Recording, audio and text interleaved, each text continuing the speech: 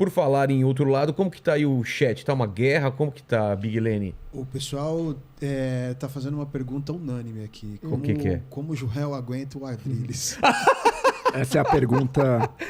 Pergunta de 1 milhão. E que é? O Adriles veio aqui e a gente já se encontrou em churrascos. Ele é uma pessoa muito amável, né? Ele é uma pessoa... Mas no debate, realmente, a gente vê lá vocês dois como se fossem um super-herói e um vilão. Eu não sei quem seria o vilão. Quem é? A questão é que estão lá brigando.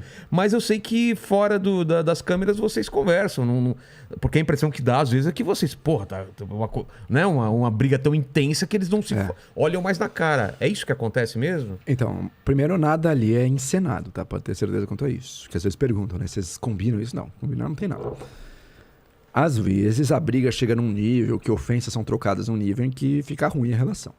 Ah, já aconteceu. Já aconteceu de ficar... Realmente precisa ter um momento de reconciliação depois. Mas, no geral, essas discussões mesmo mais acaloradas não morrem ali na discussão mesmo. Isso não prejudica a relação entre nós. A gente sai pra almoçar numa boa, se dá super bem, não tem maiores problemas. Mas de vez em quando a coisa azeda um pouquinho. Mas depois supera também.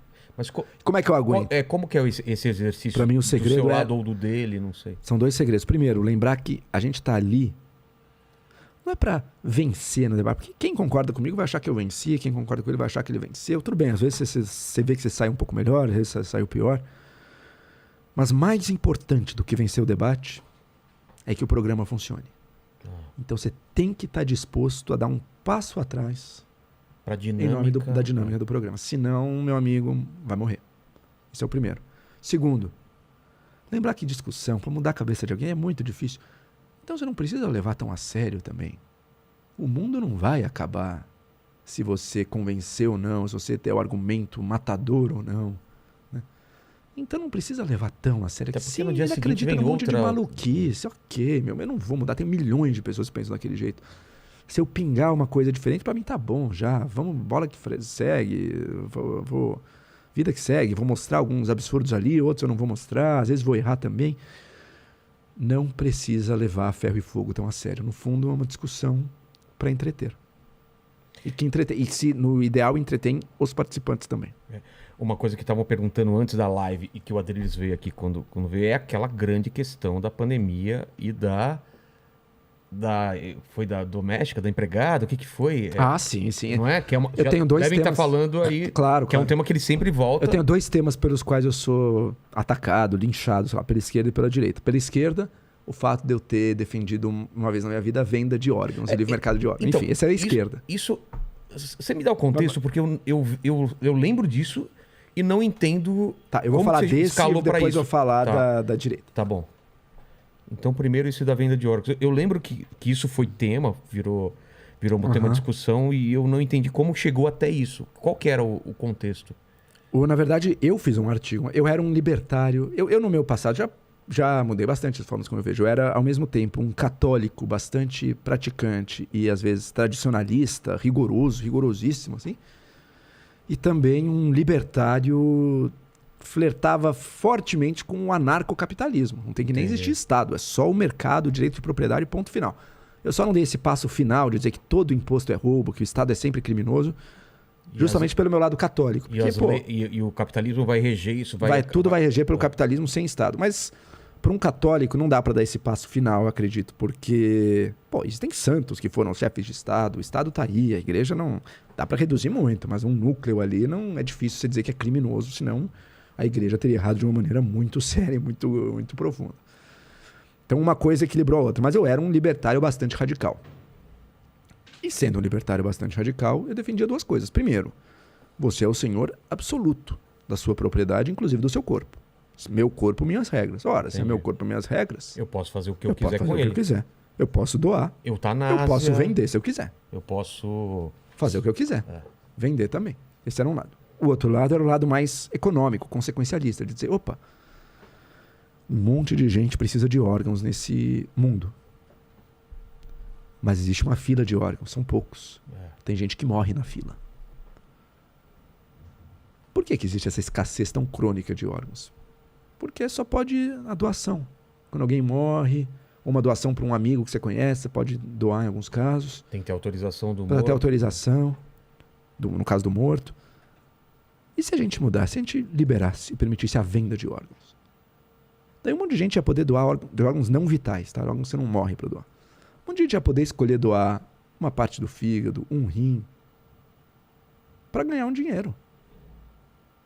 E isso ia salvar vidas do outro lado da fila.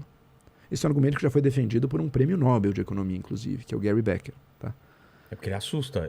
Assusta. E na época, mas para um libertário radical que convive sempre flerta com o anarcocapitalismo, é óbvio, é natural. Claro que sim, óbvio que sim. Vai morrer menos gente. Você não quer diminuir o número de mortes? Você defende mais mortes? Se você defende mais mortes, então continua contra. Se você defende menos mortes, concorda comigo.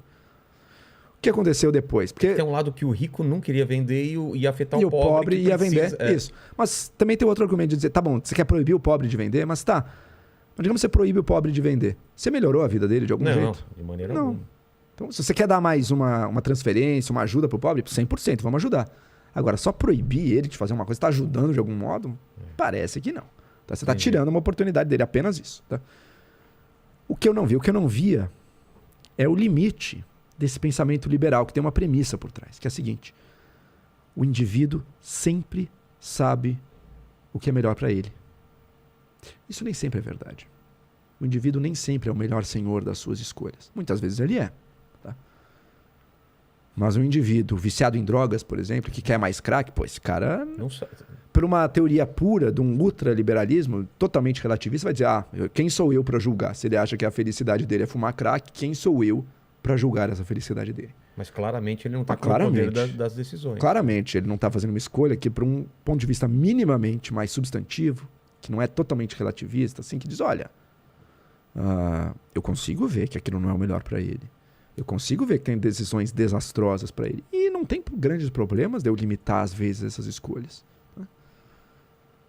Se você percebe isso, você passa a ver, então a decisão de vender órgãos também, muitas vezes, certamente, vai ser motivada pelo desespero.